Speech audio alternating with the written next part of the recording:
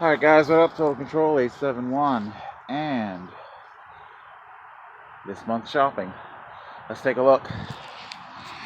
Alright, we got two more jugs of our K1. We got the big jugs.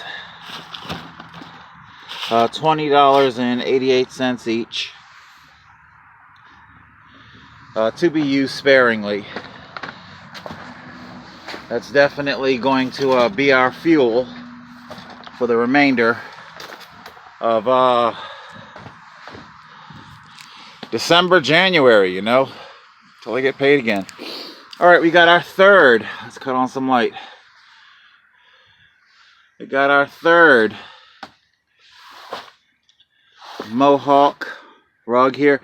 Damn it to hell, there were three of the things in the store when I last checked a couple days ago. And there was only the one. Son of a bitch. And I got the one. So that leaves us with just having to get one more.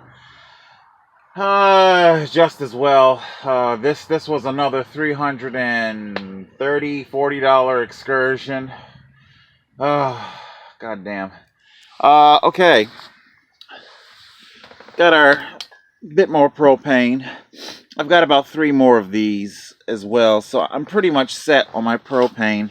I needed a new stove because the old one was getting rusted and the base of it was starting to crack, and actually one of the feet did crack off, so I needed a new one. Alright. No, I am not putting a king-size bed in here. God almighty. Dream Serenity. This thing was $150 fucking dollars, man. It's going to be folded over for a total of 6 inches in height.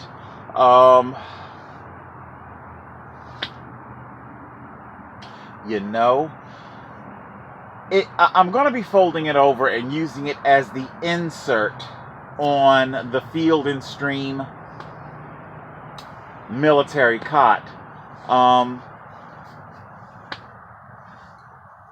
You know, as I'm sitting here thinking about this, I really don't know if I'm going to get that cot this month. My funds are really, it drained me. You know, I did $300 some, you know, at the Walmart, and it drained me. And I still don't know what we're going to be doing. As I said, I'll get the multicolored foam interlocking. I'll let you know in just a couple of minutes as to whether or not these will mesh with what we have thus far. Hopefully it will. Same brand. Also, Dutch oven, baby. Yeah. Dutch oven to go atop our kerosene heater. You know, definitely looking forward to finding out what the Dutch oven can do on top of that beauty. What was that thing like? I want to say like $18. Shit, I don't have the exact prices in front of me right now. I got two, like Queenish full mainstay. I think they were $21 each. Two of the same. The sleeping bag, canvas shell, it's rated for minus 25 degrees Fahrenheit. That's minus 25 degrees, and it works too. However, I do like to use blankets as a liner. You really don't want to lay directly on the sleeping bag, especially, it's a double wide sleeping bag because I'm a big boy. It's canvas, it's big, it's heavy. The thing weighs like 20 some pounds. You don't want to have to worry about cleaning it, you know. So it's much easier to line it with blankets, and then when you do your laundry, you take the blankets out and launder it, rather than having to struggle with a gigantic, heavy canvas sleeping bag. So that's how we take care of some basic hygiene there. What I got here? couple fresh blankets. Excuse me. So yeah, I'm basically fresh bedding. Fresh bedding, blankets, pillows, that's a pillowcase right there. You know, nothing too expensive. I don't go too cheap on the pillows. In a month, they'll just be pancakes. They'll be flatter than your blanket, So yeah, and of course, it's the ones that I have now. They're kind of starting to rip a little bit, and they're getting a little moldy because well, they've gone through the summer with me sweating on them in the summer and whatnot, and being inside of a tent where very little evaporation takes place. I'm just kind of looking around my roof here. Yeah, it looks good. All right. Yeah. Okay. Next stop. Do I want to go over to Dick's Sporting Good to check into that military cot or not? I don't know. That would be $100. $100. You pick and you choose, Do I want to lay directly on the floor? It's hard.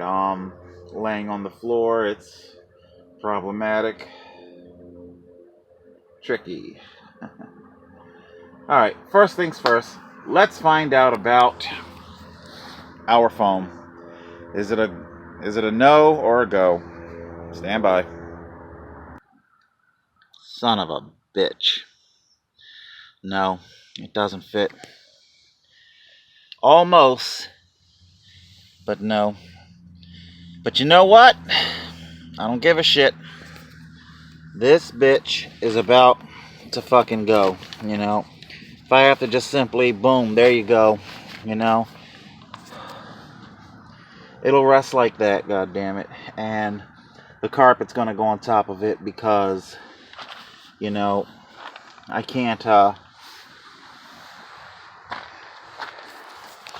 I can't keep delaying the move-in.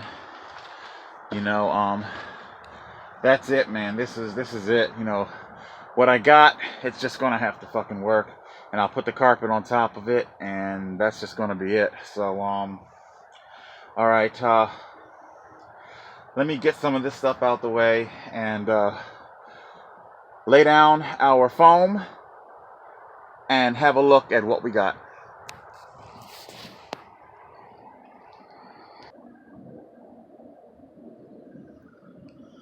I do believe I've calculated pretty much correctly.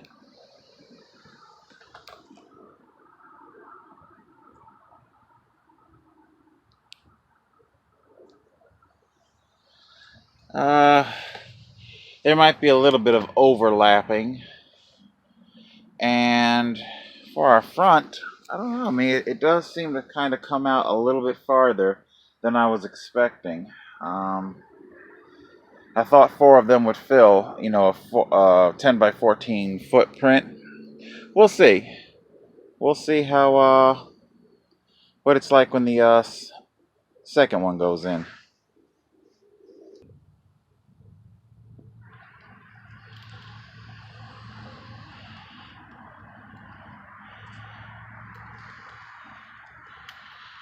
Not too shabby.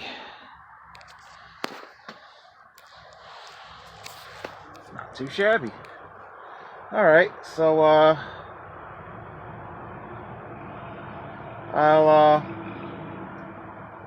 I might buy a 4th one for the front, because I can see here that, this comes out to the point where, it would, overlay, it would overflap to probably about there, and, this we can already see where the middle overlaps,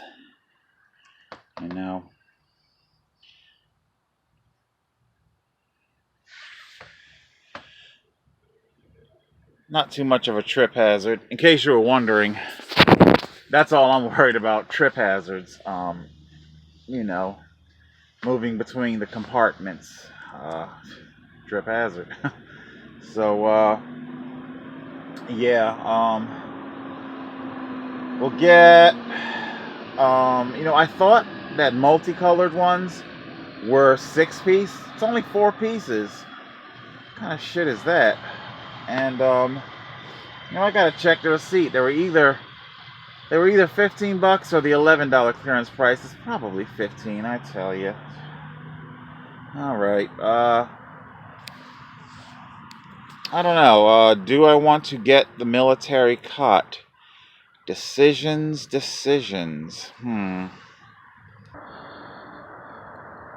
Yeah, I did it. So, went and got the Field and Stream Magnum, plus a new camp chair. Like I say, I go through them about 6 months. Also, Field and Stream also had campsite flooring, and we can use it for you know, they were $20 each. The ones that I just got, the one that I got for the foam tile flooring, it only had 4. And I think I have to check, let me see. Check on our receipt.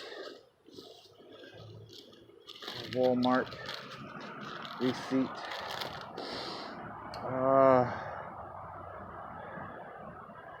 Top oven. Yeah, the 4-piece. It was $15. So that wasn't on clearance. So I could have got, like, I would have needed like maybe 4, maybe even 5 to complete the front section of the tent. And here I got 3 6-packs.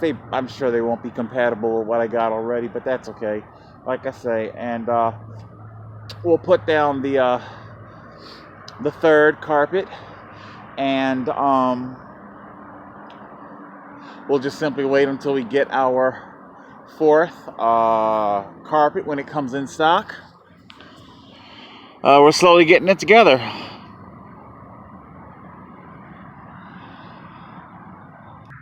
All right, cost $100. Comes in a canvas bag. Some nice stitching. Reusable canvas bag. Got our drawstring. And she's all packed up. So let's open her up.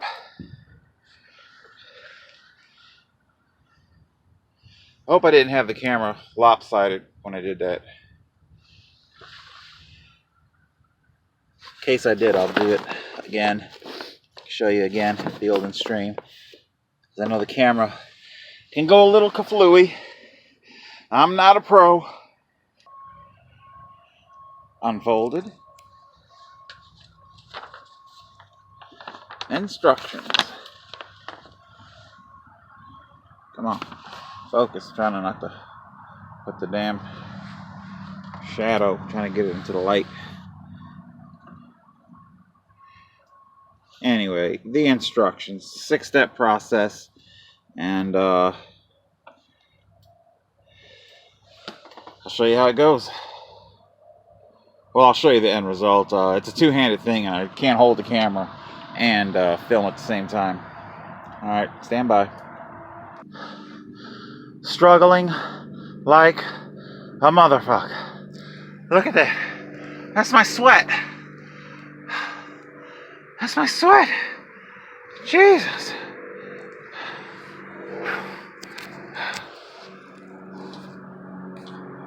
I don't, number one,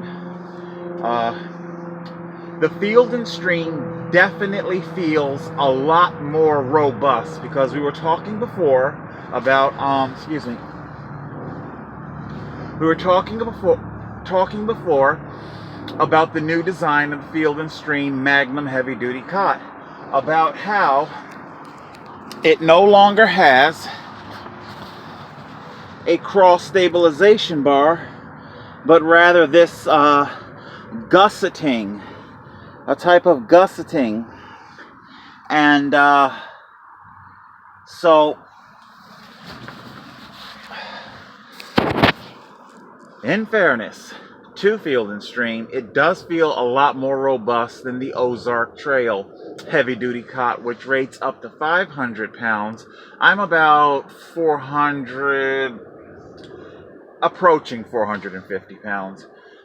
This is rated for 600 pounds, so it's much more within, you know, I am much more within its weight capacity. It's a struggle though.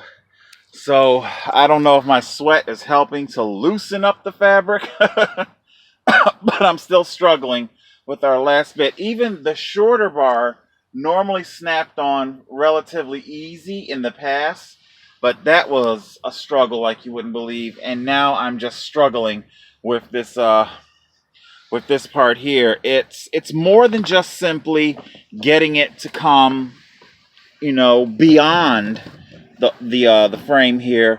It's aligning this shit. It's align. God damn it! Now the other end popped off. Shit. But it's aligning. So it's more than just simply getting it to the end of the pole. But when I get the other end hooked on, this is off skew like that. So it's getting it to the end and getting it over. End and over, and it's extremely difficult. Alright, stand by.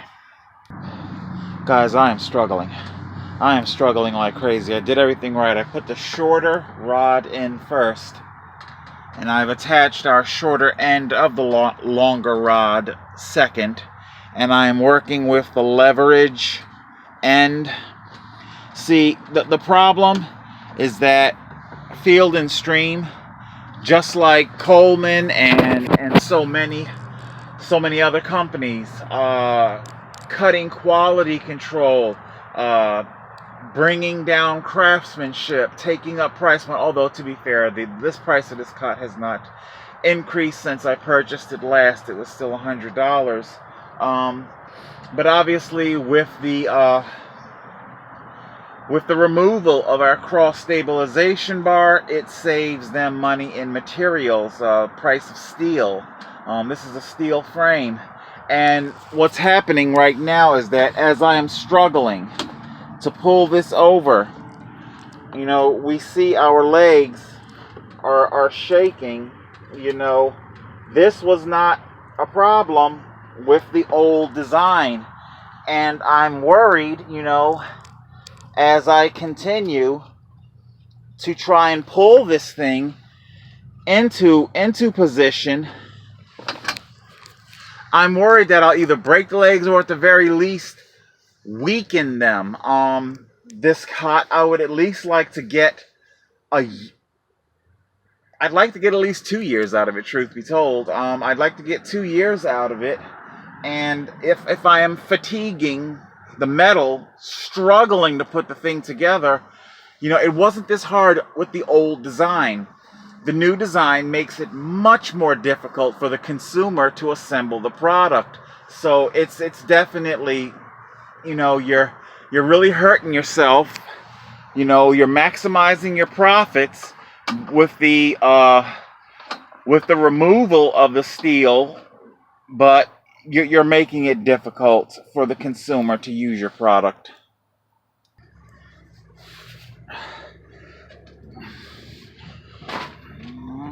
Come on. Get your ass down. Trying not to bend the fucking legs, man. Son of a bitch. That's it. That's it. Hitting 20 minutes here. Okay, guys. If this bitch isn't in the next video, then it means it ended up going back to the store. I'm gonna fight with it some more, but I'm gonna end the video here. Alright, I'll let you know how I made out. Total Control 871.